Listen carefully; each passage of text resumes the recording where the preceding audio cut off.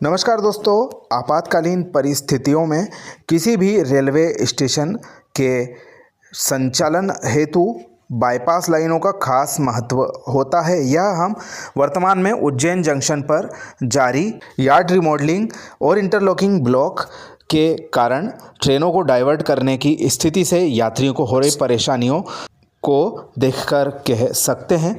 विभिन्न स्टेशनों पर यातायात को सुगम बनाने हेतु रेलवे बोर्ड के द्वारा वर्तमान में कई स्टेशनों पर जो बाईपास लाइनें बनवाई जा रही है उससे भविष्य में काफ़ी फ़ायदा मिलने वाला है तथा इसका जो परिणाम है वह जल्दी ही निकलकर सामने आएगा। रतलाम मंडल में भी विभिन्न स्टेशनों पर बाईपास लाइनों के लिए सर्वे किए जा रहे हैं। रतलाम मंडल में वैसे तो हमारा चित्तौड़गढ़ बाईपास पूर्व में तैयार हो चुका था, वह कार्यरत है। वहीं दूसरा बाईपास जो है हमारा फतेहाबाद चंद्रावतीगंज जंक्शन पर स्थित है, वह रतलाम और उज्जैन के बीच में ट्रेनों के आवागमन हेतु वर्तमान में काम आ रहा है। वहीं भविष्य की दृष्टि से अन्य बाईपास भी प्रस्तावित किए गए हैं, जिसमें कि चिंतामन गणेश से नई खेड़ी उज्जैन बाईपास का निर्माण कार्य किया जाना है, जिसके लिए सर्वे प्रारंभिक प्रक्रिया में चल रहा है। वहीं रतलाम पर दोनों तरफ से बाईपास का निर्माण किया जाना है। एक हमारे नीमच से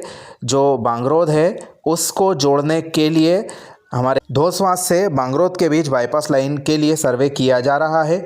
वहीं मोरवानी से सीधे बांगरोद को जोड़ने के लिए डबल लाइन बाईपास लाइन का जो निर्माण हेतु सर्वे किया जा रहा है। वहीं एक जो महत्वपूर्ण बात सामने आई है वह यह कि नागदा जंक्शन पे रतलाम से कोटा और कोटा से उज्जैन के ट्रैफिक को सुगम तरीके से निकालने हेतु वहां पर 2 बाईपास लाइनों का निर्माण किया जाना है, जिसमें से एक को लगभग मंजूरी मिल गई है और भूमि अधिग्रहण करने में कोई दिक्कतों का सामना ना करना पड़े, इसके लिए एक परियोजना के लिए राजपत्र भी जारी हो गया है।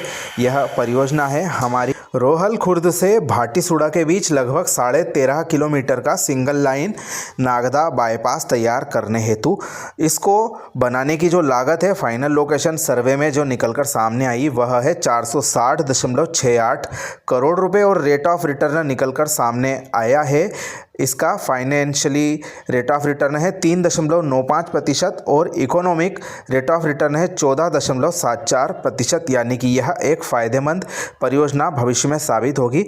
वर्तमान में नागदा जंक्शन पर जो गाड़ियां उज्जैन से कोटा की ओर जाने वाली होती हैं उनको नागदा जंक्शन पर रिवर्सल करना पड़ता है, जिससे करीब आधे घंटे का समय लगता है और विभिन्न ट्रेनों को रोककर यह जो इंजन रिवर्सल की प्रक्रिया है यह अपनाना पड़ती है। 2 लाइनें इसमें बिजी हो जाती हैं।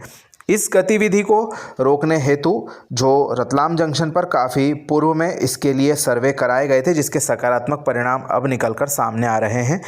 यह जो कार्य है अगले वर्ष शुरू किया जा सकता है। अभी भूमि अधिग्रहण की प्रारंभिक प्रक्रिया जो है वह चालू होगी और जल्दी इसके बारे में भी हम आपको जानकारी देंगे। वहीं जो दूसरा बाईपास है वह बनाया जाना है डबल लाइन बाईपास बेड़ावनिया से रोहल खुर्द के बीच लगभग 24 किलोमीटर लंबाई का, जिसके लिए फाइनल लोकेशन सर्वे मई महीने में स्वीकृत हो चुका है और जल्दी ही इस पर भी सर्वे की प्रक्रिया है वह शुरू हो जाएगी और आगामी 1 वर्ष में हमको इसके भी परिणाम निकलकर सामने दिखाई देंगे। नागदा जंक्शन पर कंजेशन कम करने की दृष्टि से यह जो कदम उठाए जा रहे काफ़ी महत्वपूर्ण है। इससे पूर्व फ्लाईओवर बनाने की खर्चीली परियोजना के लिए भी सर्वे करवाए गए थे, लेकिन उनको ठंडे बस्ते में रखते हुए ज़मीनी तौर पर लाइनें बिछाने का जो रास्ता है वह रेलवे अपना रहा है। इसी क्रम में रोहल खुर्द से भाटीसुड़ा के बीच में जो उज्जैन से कोटा के लिए सीधे जाने हेतु बाईपास लाइन का निर्माण करने के लिए यह कदम रेलवे के द्वारा उठा लिया गया है और आने वाले 1-2 वर्षों में हमको इसका ज़मीनी कार्य भी होते हुए दिखाई देने लग जाएगा और प्रारंभिक प्रक्रिया भूमि अधिग्रहण की रहती है और जटिल प्रक्रिया है।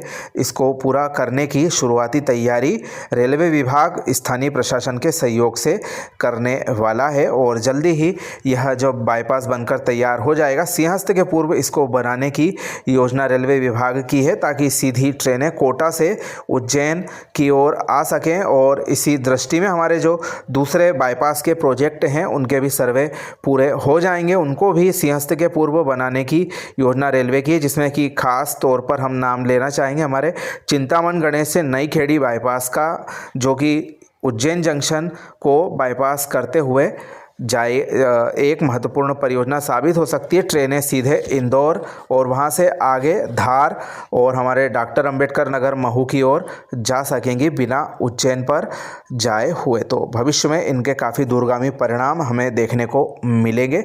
इस दृष्टि से यह जानकारी हमने आप सभी के समक्ष प्रस्तुत की है। जानकारी आपको कैसी लगी कमेंट करके ज़रूर बताएं और भी अपडेट के लिए हमारे चैनल के साथ में जुड़े रहें। आप सभी का धन्यवाद।